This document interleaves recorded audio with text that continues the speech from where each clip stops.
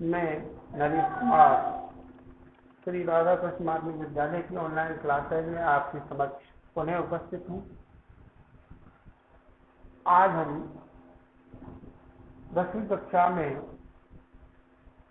जो व्याकरण आती है, व्याकरण लगभग अपनी संपूर्ण हो गई है और आज जो हम अध्ययन करेंगे वो लेखक परिचय और कवि परिचय के जो दो प्रश्न आते हैं उनका आज हम अध्ययन करेंगे। तो दो क्वेश्चन आते हैं,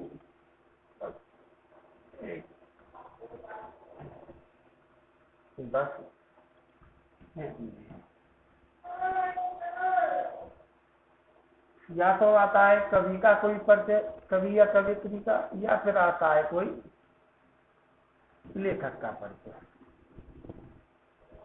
तो इस प्रकार 3 गुणा 2 यानी कि 6 अंक का ये अपना टॉपिक है। 6 अंक का 2 प्रश्न आते हैं, प्रत्येक प्रश्न 3 अंक का होता है। हालांकि लेखक और कवि परिचय जब हम पाठों को पढ़ते हैं तब भी पढ़ते हैं, अलग से हमें पढ़ने की आवश्यकता इसलिए हुई क्योंकि अब प्रश्न अलग से आता है तो इसको हम अलग से कंप्लीट कर लेंगे तो ज्यादा बेहतर होगा। उसके बाद फिर हम पुस्तकों का जब अध्ययन करेंगे तो उस समय पढ़ेंगे तो वो हमारा रिवाइज हो जाएगा और हमारे मस्तिष्क में स्थायी हो जाएगा, तो हमें ज्यादा समस्या नहीं आएगी। लगभग हम 10-12 लेखक और कवियों का अध्ययन करेंगे, उन्हीं में से आ जाएंगे। तो आज जो है हम सूरदास जी के बारे में अध्ययन करेंगे।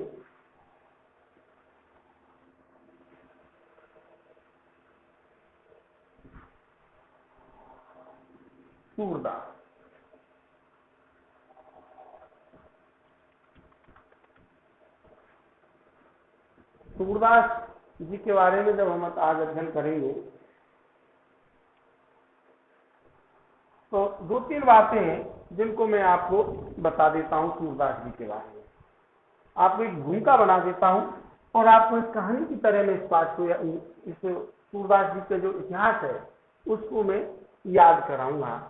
एक बात याद रखनी है अपन को, 1540 संवत 1540।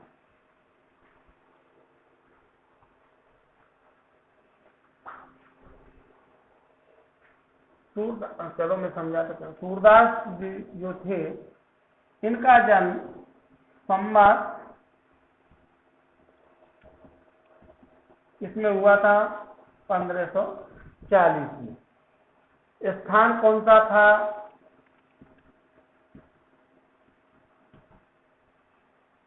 देखो, स्थान के बारे में बड़ा मती भ्रम है। कुछ विद्वान रूणकता गांव को मानते हैं, कुछ सीही को मानते हैं, लेकिन अपन दोनों को ही लिखेंगे, जबकि ज्यादातर प्रमाणिकता जो है रूणकता के बारे में भी काफी विद्वान मानते हैं, सीही को भी मानते हैं, लेकिन मेरा मानना रूणकता है।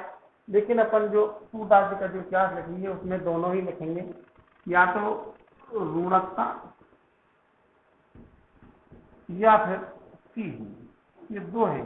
रूणकता जो है आगरा और मथुरा के बीच में एक गांव है, उसमें मानते हैं, और सीही दिल्ली के निकट का एक क्षेत्र है, कुछ विद्वान वहां मानते हैं।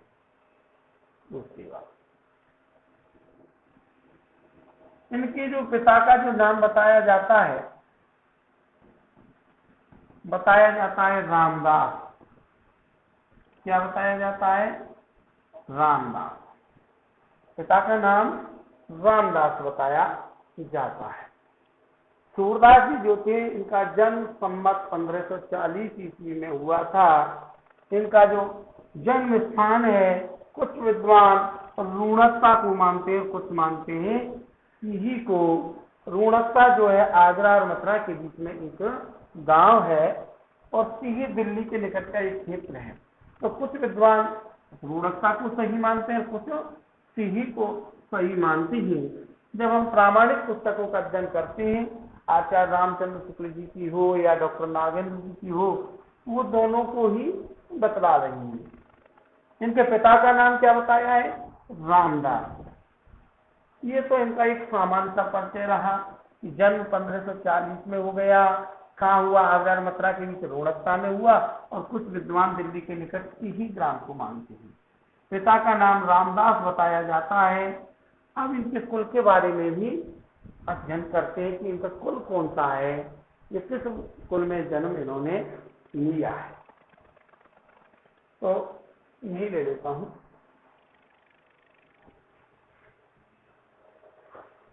एक ग्रंथ है भक्तमाल। इस भक्तमाल ग्रंथ की रचना की थी नाभादास ने। किसने की थी? नाभादास ने। और एक ग्रंथ है वार्ता साहित्य। इस वार्ता साहित्य में कवियों का परिचय मिलता है। तो भक्तमाल और वार्ता साहित्य जो ग्रंथ हैं, ये दोनों ही ग्रंथ सूरदास जी को क्या बतलाते हैं? सारस्वत ब्राह्मण बतलाते हैं। क्या बतलाते हैं ये दोनों ही ग्रंथ? सारस्वत ब्राह्मण।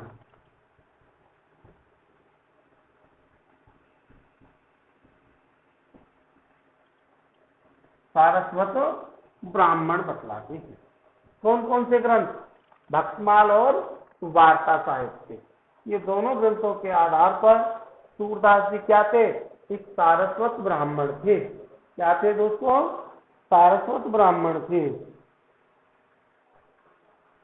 इसके अलावा इनका एक ग्रंथ है साहित्य लहरी। उसमें एक पद दे रखा है, उस पद के आधार पर यदि हम इनके कुल के बारे में बात करें, इसके आधार पर साहित्य लहरी इनका जो ग्रंथ है, इसके बारे में भी मैं बताऊंगा आपको। साहित्य लहरी, इसके आधार पर इनको चंद्रवरदाई जो इसके थे, चंद्रवरदाई जो कवि थे, उनका वंशज भी इनको माना गया है। लेकिन जो प्रामाणिक बात जो लगती है हमें, वो ये ज्यादा लगती है। ठीक है सर, प्रामाणिक जो बात लगती है वो यही लगती है। इसको मैं बता रहा हूं, आपको लिखाऊंगा नहीं, लेकिन फिर भी मैं आपको बता देता हूं कि साहित्य लहरी का एक पद इनको चंद्रवरदाई का वंशज भी बतलाता है। उसमें बताया गया है कि चंद्रवरदाई जो थे, उनका वंशज इनको माना गया है। चंद्रवरदाई पृथ्वीराज के राजकवि थे, ये हम जानते हैं। और उस पृथ्वीराज के राजकवि चंद्रवरदाई का वंशज किसको माना गया है? सूरदास को। तो यहाँ पर हम लिख सकते हैं चंद्रवरदाई का वंशज। वंशज के लो या उस कुल में जन्म लेने वाला एक विद्वान व्यक्ति मान लो। ठीक है दोस्तों, तो एक बार मैं पुनः यहाँ तक दोहरा देता हूँ, अभी याद हो जाना चाहिए इसको साथ के साथ। सूरदास जी का जो जन्म है संमत 1540 ईस्वी में हुआ है। ध्यान रखें, संमत 1540 ईस्वी। मृत्यु किसी की ध्यान नहीं रखनी है, क्योंकि ऐसा माना जाता है कि कवि जो है वो कभी भी मृत्यु को प्राप्त नहीं होता, मरता नहीं। उसकी जो लेखनी के माध्यम से जो काव्य रचनाएं उन्होंने की है, उनके माध्यम से वो हमेशा अमर रहता है। जन्म स्थान जो है रूणकता गांव है और सीही है। रूणकता आगरा और मथुरा के बीच में है, सीही दिल्ली के निकट है। तो कुछ विद्वान तो इनका जन्म स्थान रूणकता गांव को मानते हैं और कुछ विद्वान सीही को मानते हैं। इनके पिता का नाम रामदास है। मैं समझता हूँ यहाँ तक कोई समस्या नहीं, आप सभी को याद हो गया होगा। उसके बाद चलते हैं इनके वंश के बारे में। भक्तमाल जो है नाभादास कृत है और एक वार्ता साहित्य है। वार्ता साहित्य में भी कवियों का परिचय है, लेखकों का परिचय है, ढेर सारे लेखकों का परिचय है। और नाभादास ने भी अपने जो भक्तमाल है, इसमें बहुत सारे कवियों लेखकों का वर्णन किया है। तो इन दोनों ग्रंथों के आधार पर इनको क्या माना गया है? सारस्वत ब्राह्मण माना गया है। आगे चलते हैं तो सूरदास जी के जो ग्रंथ है, 3 इनकी रचनाएं हैं: सूरसागर, सूर सारावली और साहित्य लहरी। तो साहित्य लहरी के एक पद के अनुसार इनको किनका वो माना गया है? चंद्रवरदाई का वंशज भी इनको माना गया है।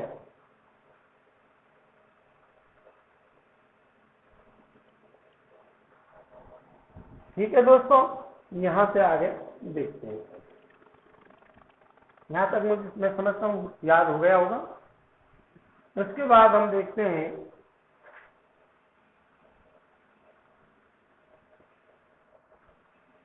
इनकी रचनाओं को। इनकी 3 प्रमुख रचनाएं हैं। कितनी रचनाएं हैं? 3 प्रमुख रचनाएं हैं। एक है सूरसागर, दूसरा है साहित्य लहरी,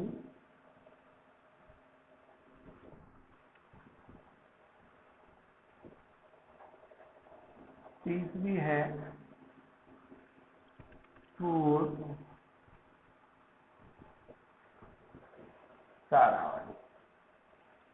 ये 3 रचनाएं इनकी हैं, लेकिन इनका जो प्रसिद्धि का जो आधार रहा है, इनको जो विद्वान इतना बड़ा कवि जिस कारण इनको मानते हैं, वो उनकी रचना है। इनकी प्रसिद्धि का जो कारण, जो प्रमुख रचना रही है, वो रही है सूरसागर। सूरसागर के कारण इनको इस दुनिया में या इस संसार में इसकी प्रसिद्धि प्राप्त हुई है। साहित्य लहरी जो है एक दृष्टकूट पद होते हैं, उनसे संबंधित रचनाएं दृष्टकूट पद हैं। ये अपन को ज्यादा कोई बड़ी बात नहीं, याद रखने की जरूरत नहीं है। सूरसारावली में इनके जो उपदेश है या जो जो इन्होंने अपने काम में लिखा है, उसका सार इन्होंने सूरसारावली में लिखा है। और तीनों ही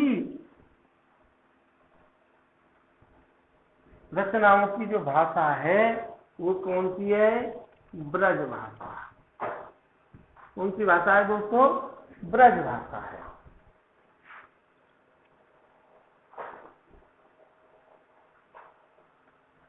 तीनों ही काव्यों में इन्होंने किस भाषा का प्रयोग किया है? ब्रज भाषा का प्रयोग किया है। एक बार मैं पुनः दोहरा देता हूं। सूरदास जी का जन्म संवत 1540 ईस्वी में हुआ। इनके पिता का नाम रामदास है। उसके बाद हमने इसके बारे में अध्ययन किया, इनके वंश के बारे में देखा, जन्म स्थान के बारे में अध्ययन किया। तो कुछ विद्वान तो इनका जन्म स्थान रोहतक को मानते हैं, जो आगरा और मथुरा के बीच में है। कुछ विद्वान दिल्ली के निकट सिही नामक ग्राम को या क्षेत्र को मानते हैं। दोनों का ही वर्णन हमारे इतिहास की जो प्रामाणिक पुस्तकें हैं उनमें मिलता है। उसके बाद हमने इनके वंश के बारे में अध्ययन किया। भक्तमाल और वार्ता साहित्य के आधार पर इनका जो वंश, ये जो है ये सारस्वत ब्राह्मण कहलाए।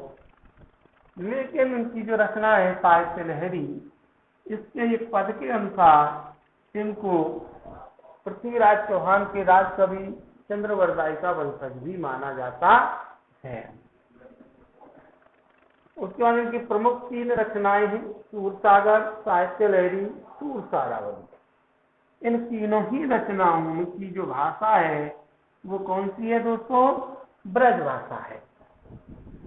और भी इनके बारे में बहुत कुछ लिखा हुआ है। कुछ विद्वान कहते हैं कि जन्म से अंधे थे, और कुछ विद्वान कहते हैं कि जन्म से अंधे नहीं थे। तो एक छोटी सी घटना में इनकी आपको शेयर कर रहा हूँ कि ऐसा माना जाता है कि ये जैसे जन्म, ज्यादातर विद्वान ये मानते कि जन्म से अंधे नहीं थे, बाद में अंधे हुए थे, लेकिन अंधे तो थे, या बाद में हुए हो या जन्म से हुए हो।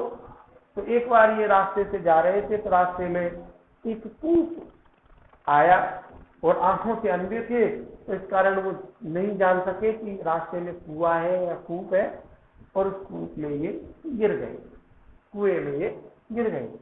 अब गिरने के बाद क्या हुआ दोस्तों? बहुत घना जंगल था, कोई आने जाने वाला कोई राहगीर उस रास्ते से निकला नहीं। तो ये 6 दिन तक उस कुएं में पड़े रहे। 6 दिन बाद भगवान श्री कृष्ण ने इनको उस कुएं के अंदर दर्शन दिए, और दर्शन दे करके इनको आशीर्वाद दिया। और भगवान श्री कृष्ण के आशीर्वाद से इनको अब इनके जो अंधे थे, आंखों से जो अंधे थे, उन आंखों की रोशनी जो है वापस आ गई थी। तो सूरदास जी को दिखाई देने लगा। लेकिन अचानक सूरदास जी के मन में एक विचार आया, यार मुझे दिखाई तो देने लगा, लेकिन मैं इस संसार में देखूंगा क्या? मैं इस कुएं से बाहर निकलूंगा तो इस संसार में जाऊंगा, इस सांसारिक जो मोह माया में जो संसार के जो लोग व्याप्त हैं, या अपन कह सकते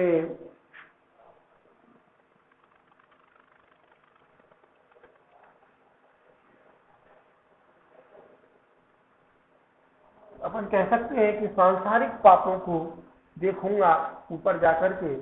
तो उन्होंने सिर्फ उन्हें विनती की भगवान से कि हे भगवान, मैं इन नेत्रों की ज्योति तो मैंने वापस प्राप्त कर ली आपके आशीर्वाद से, लेकिन जैसे ही इस कुएं से बाहर निकलूंगा और सांसारिक लोक में विचरण करूंगा, तो संसार में होने वाले दुराचार और पापों को मैं देखूंगा, तो इससे भला तो मैं अंधा ही ठीक हूं।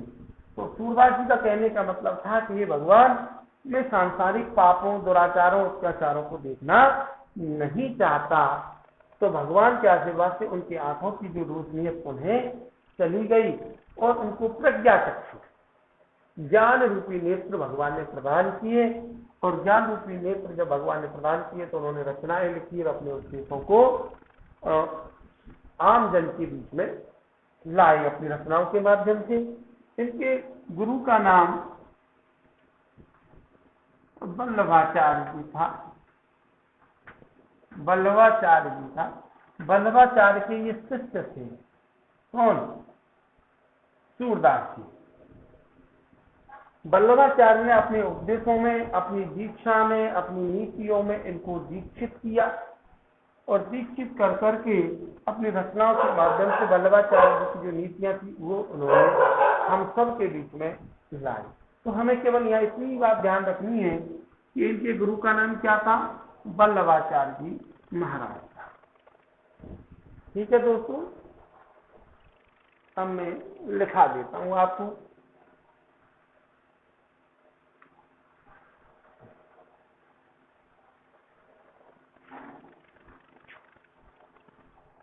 लिखो सूरदास के बारे में।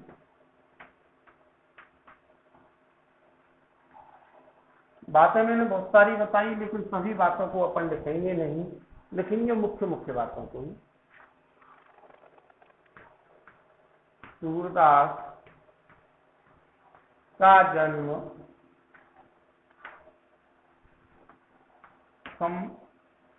संवत 1540 में हुआ।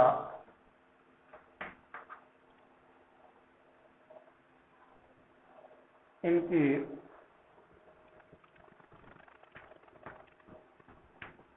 पिता का नाम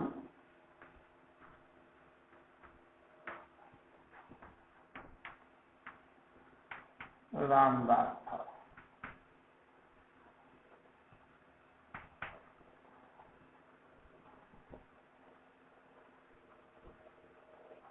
इनके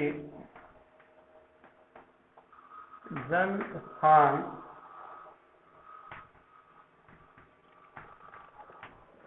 के बारे में विद्वान एक मत नहीं है।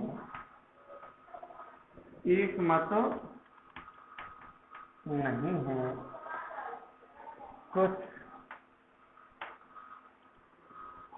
विद्वान इनका जन्म स्थान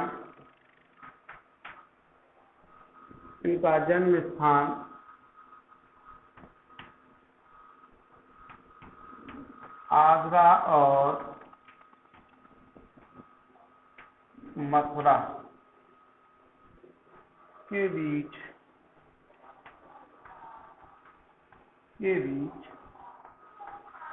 रूणकता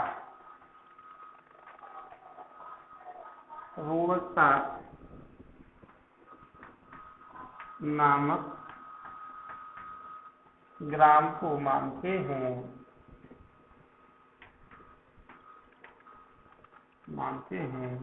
तो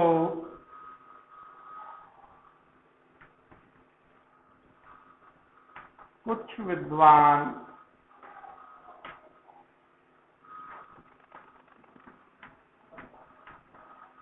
दिल्ली के निकट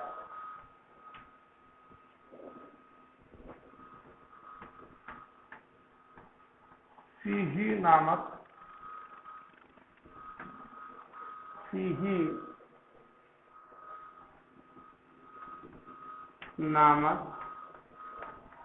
ग्राम को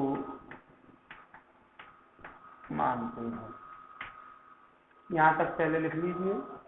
सूरदास का जन्म संवत 1540 ईस्वी में हुआ। इनके पिता का नाम क्या था दोस्तों? रामदास। जिनके जन्म स्थान के बारे में विद्वान क्या नहीं थे? एकमत नहीं थे। कुछ विद्वान तो इनका जन्म स्थान आगरा और मथुरा के बीच किसको मानते हैं? रूणकता नामक ग्राम को मानते हैं। तो कुछ विद्वान दिल्ली के निकट सीही नामक ग्राम को मानते हैं।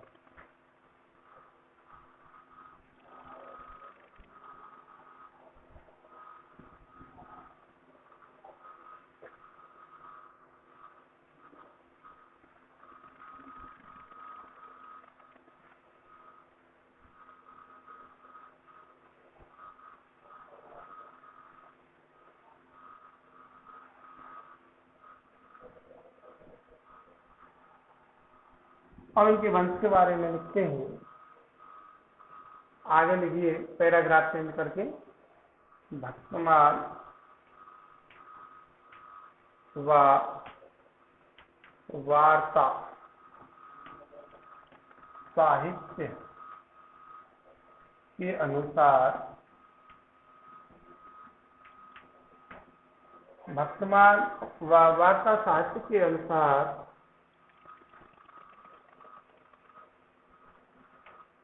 सूरदास जी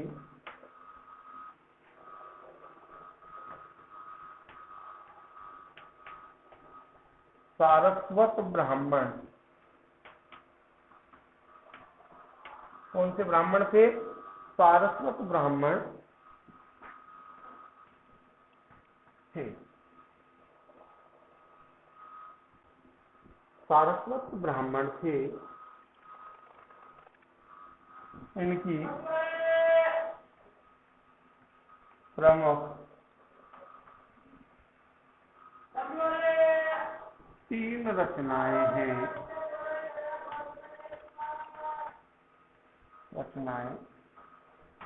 डैश लगा करके यहाँ लिखना है। नंबर 1 सूरसागर, नंबर 2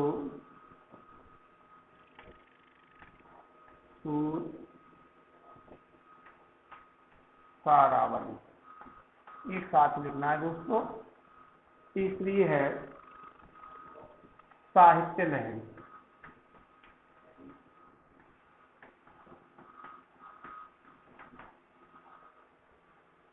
भक्तमाल और वार्ता साहित्य के अनुसार सूरदास जी किस कुल में जन्म लिया? सारस्वत ब्राह्मण कुल में इनका जन्म हुआ। इनकी प्रमुख जो रचनाएं हैं वो 3 रचनाएं हैं। सूरसागर, सूरसारावली और साहित्य लहरी। आगे लिखो।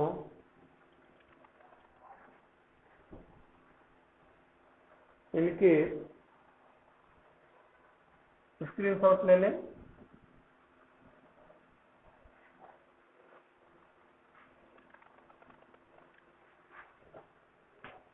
इनकी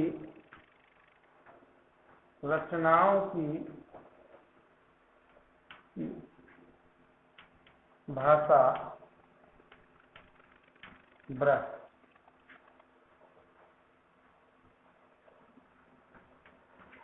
है। कौन सी है? ब्रज भाषा का प्रयोग किया है। इनकी रचनाओं की भाषा कौन सी है? ब्रज है।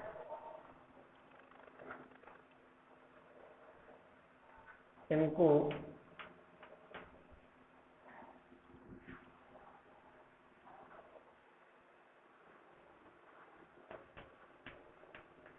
वल्लभाचार्य जी ने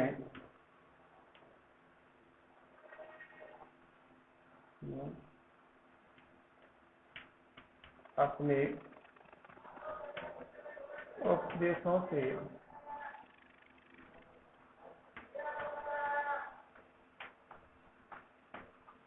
दीक्षित किया,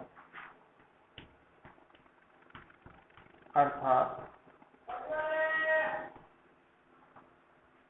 इनकी गुरु का नाम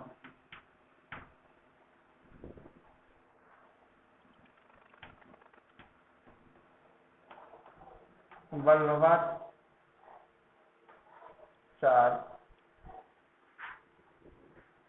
था। इनकी जो 3 रचनाएं थी कौन कौन? सूरसागर, सूर सारावली और साहित्य लहरी। इन तीनों ही काव्यों की रचना कौन सी है? द्वैध। वल्लभाचार्य जी ने अपने उपदेशों से इन्हें क्या किया था? दीक्षित किया, अर्थात इनके गुरु का नाम, इनके गुरु का नाम सूरदास के गुरु का नाम क्या था? वल्लभाचार्य था। ठीक है दोस्तों, ये आपका सूरदास का एक सामान्य सा जीवन परिचय था। इसको अच्छे से याद कर लें, 1-2 बार और पढ़ेंगे तो याद हो जाएगा। ठीक है, धन्यवाद।